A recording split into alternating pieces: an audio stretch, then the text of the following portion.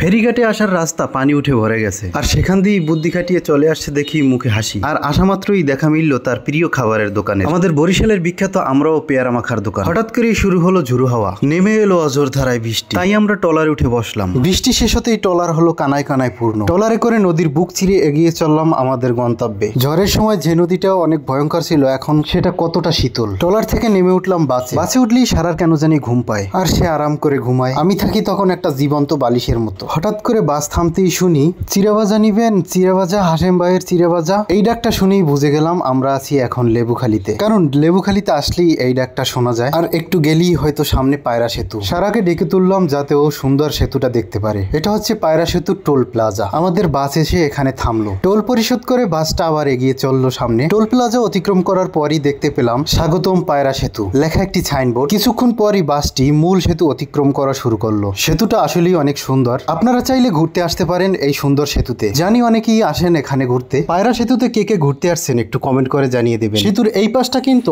আরো অনেক সুন্দর, কারণ সেতুর এই প্রান্তে রয়েছে আমাদের দেশপ্রেমী সেনাবাহিনীর লেবুখালী সেনানিবাস। সেতু থেকে নেমেই আমাদের বাস এগিয়ে চললো বরিশাল পটুয়াখালী মহাসড়ক ধরে। এখন যেটা দেখতে পাচ্ছেন এটা হচ্ছে বাকেরগঞ্জ স্টেশন। প্রকৃতি ও পরিবেশ সব মিলিয়ে অসাধারণ একটা মুহূর্ত। দেখতে দেখতে আমরা চলে আসলাম আরেকটি সেতুতে। সেতুটির এই প্রান্তে রয়েছে বরিশাল বিশ্ববিদ্যালয় ও মেরিন একাডেমি, অপর প্রান্তে আমাদের বরিশাল শহর। নিশ্চয়ই বুঝতে পেরেছেন এটি কোন সেতু। বলতে বলতেই আমাদের বাস মূল সেতুতে উঠে পড়লো। এখন যেটা দেখতে পাচ্ছেন এটা হচ্ছে বরিশাল মেরিন একাডেমি। সেতুতে উঠলে নদীর দৃশ্যগুলো সত্যিই অসাধারণ লাগে। চেনা গন্ধ, চেনা পরিবেশ, চেনা কোলাহল। এ আমার শহর প্রিয় বরিশাল। বরিশাল বিভাগের প্রত্যেকটি জেলা উপজেলায় গিয়ে আমি ভিডিও বানাবো আমার ইচ্ছা। যদি আপনারা সবাই মন থেকে চান তবে এটা ইনশাল্লাহ হবে। বলতে বলতে আমাদের বাসটি বরিশাল শহরে প্রবেশ করলো এবং রূপাতলী পৌঁছে গেল। এটা হচ্ছে রূপাতলী বাস স্ট্যান্ড। এখানে এসে বাস থামা মাত্রই আমরা নেমে পড়লাম।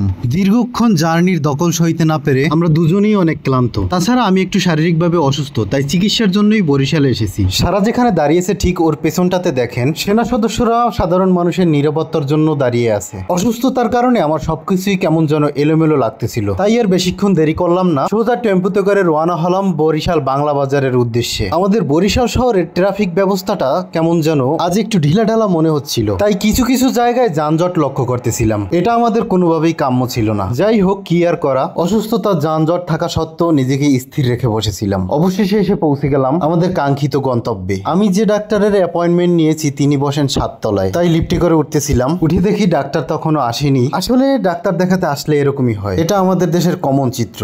যে ডাক্তার আসার কথা 2টায় সে ডাক্তার আসে আরো 2 ঘন্টা লেটে। আমি যে সময়টাতে আসছি তখন কোনো রুগী ছিল না, আমি আর সারাই ছিলাম শুধু এই ফ্লোরে। এখন লাঞ্চ টাইম, তাই আমরা দুপুরের খাবার খেয়ে তারপরে আবার আসবো। দুজন মিলে চলে এলাম নিউ ভর্তাবাড়ি রেস্তোরাঁয়। আমাদের দুজনেরই বিভিন্ন রকম ভর্তা পছন্দ। গরম গরম ভাতের সাথে বিভিন্ন রকম ভর্তা সত্যিই কিন্তু লোভনীয়। বাইরে কোথাও খাবার খেলে আমরা সবসময় বিরিয়ানি অথবা তেহারি অথবা পিৎজা, বার্গার এ জাতীয় খাবারই খাই, কিন্তু ওগুলোর তুলনায় আজকের খাবারটা তো অনেক হেলদি, তাই না? আর চাইনিজ খাবারই হলো আমার রোগের কারণ। যাই হোক, সবাই দোয়া করবেন আমি যাতে দ্রুত সুস্থ হয়ে উঠি। আজকের ভিডিওটা ছিল এই পর্যন্তই। দেখা হবে আবার পরবর্তী ভিডিওতে। ততদিন সবাই ভালো থাকবেন, সুস্থ থাকবেন। ভিডিওটি ইউটিউবে দেখে থাকলে অবশ্যই সাবস্ক্রাইব করবেন এবং ফেসবুক পেজে দেখে থাকলে অবশ্যই ফলো করে পাশে থাকবেন।